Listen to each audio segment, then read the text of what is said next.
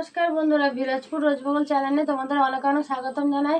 তো বন্ধুরা, আজকে আমি নতুন ধরনের রেসিপি নিয়ে চলে এসেছি। যে রেসিপিটা শেয়ার করবো সেটা হচ্ছে সুজি দিয়ে মালপোয়া। এই সুজি দিয়ে মালপোয়া ছোটো বড়ো সবাই ভালো খাবে। তো বন্ধুরা, যাদের বাড়িতে রাধা গোবিন্দ আছে, গোপাল আছে, মানে বিভিন্ন অনুষ্ঠানে, ঠাকুরের অনুষ্ঠানেও তোমরা এই সুজি দিয়ে মালপোয়া ঠাকুরকে দিতে পারো। আবার সামনে লক্ষ্মী পূজাও আসছে, লক্ষ্মী পূজাও তোমরা ঠাকুরকে মালপোয়া করে দিতে পারো। এই মালপোয়া করতে কী কী লাগে সেটাও তোমাদেরকে দেখাবো। তাই বন্ধুরা, এই পুরো ভিডিওটা না করে দেখতে থাকো, আশা করি তোমাদের ভালো লাগবে। প্রথমে কী কী লাগবে তোমাদেরকে দেখাবো। সুজি মালপোয়া করতে লাগবে সুজি। এখানে আমি 250 ময়দা নিয়েছি। তো বন্ধুরা, তোমরা যখন বেশি পরিমাণে করবে মালপোয়াটা, তখন সুজি আর ময়দার পরিমাণটা বেশি দেবে। কিন্তু আমি এখানে 1 প্যাকেট সুজি নিয়েছি আর 250 ময়দা নিয়েছি, আর 1 বাটি চিনি, সামান্য পরিমাণে মুড়ি, আর সামান্য একটু নুন নিয়েছি। আর এই যে বন্ধুরা, এই যে লিকুইড দুধ নিয়েছি। তোমরা যে কোনো দুধে করতে পারো বা এমনি জল দিয়েও গুলতে পারো। এইগুলো লাগবে সমস্ত সুজি দিয়ে মালপোয়া তৈরি করতে। একটা আলাদা পাত্র নিয়েছি, পাত্রের মধ্যে আমি 250 ময়দা নিয়ে নিলাম।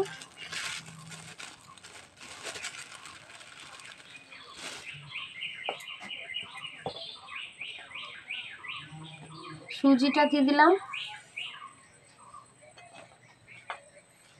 সামান্য পরিমাণে নুন দিলাম। তো বন্ধুরা, মিষ্টি জিনিসে একটু নুন না দিলে ভালো লাগে না, তো একদম সামান্য পরিমাণে নুন দিলাম। মৌরি দিলাম,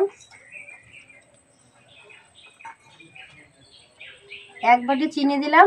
তো তোমরা যে যেরকম মিষ্টি খাও তখন তোমরা সেরকম করে বুঝে দেবে। কিন্তু মালপোয়া একটু মিষ্টি ভালোই লাগে খেতে, নাহলে খেতে না পাঞ্চা পাঞ্চা হবে। তাই আমি এখানে 1 বাটি চিনি দিলাম, তোমরা বুঝে চিনি দেবে যে যেরকম মিষ্টি খাও।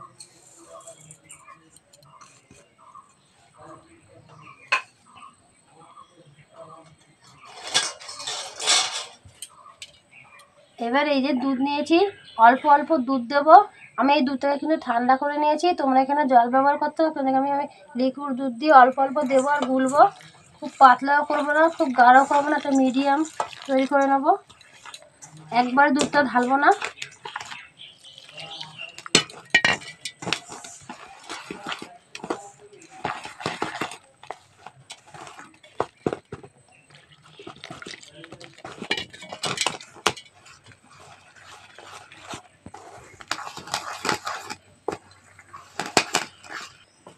এরকম ভালো করে ফাটাবে যতক্ষণ চিনিটা না গুলবে।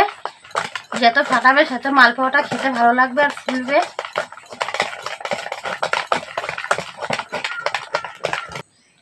একটা বেটার তৈরি করে নিয়েছি, দেখো বন্ধুরা।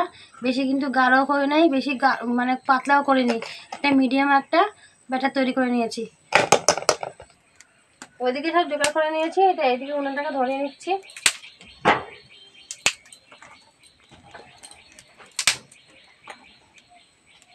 উনুনটা ধরে গেছে, উনুনের উপর কড়াটা বসিয়ে দিলাম। কড়াটা একটু গরম হবে।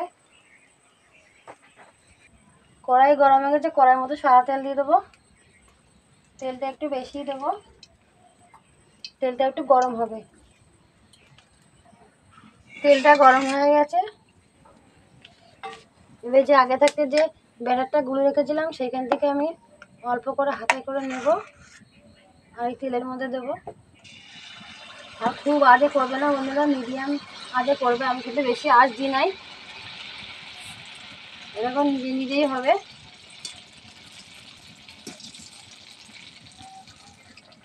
কতটা সুন্দর ফুলে যাচ্ছে একা একাই।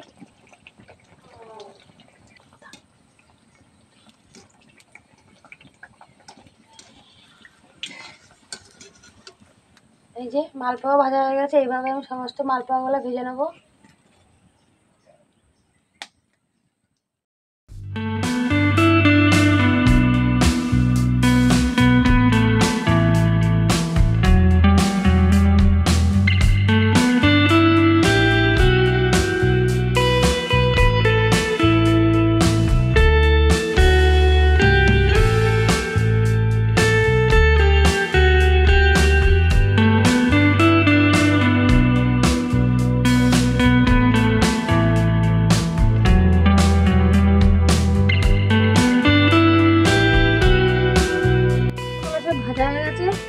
দেখো বন্ধুরা, কতটা সুন্দর লাগছে, কি সুন্দর হয়েছে।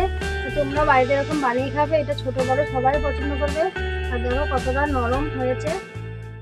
রেসিপিটা যদি ভালো লাগে তোমরা চ্যানেলটাকে অবশ্যই সাবস্ক্রাইব, লাইক, শেয়ার, কমেন্ট অবশ্যই করে দেবে। আর তোমরা কেমন ভালো লাগলো সেটাও তোমরা লিখে পাঠাবে।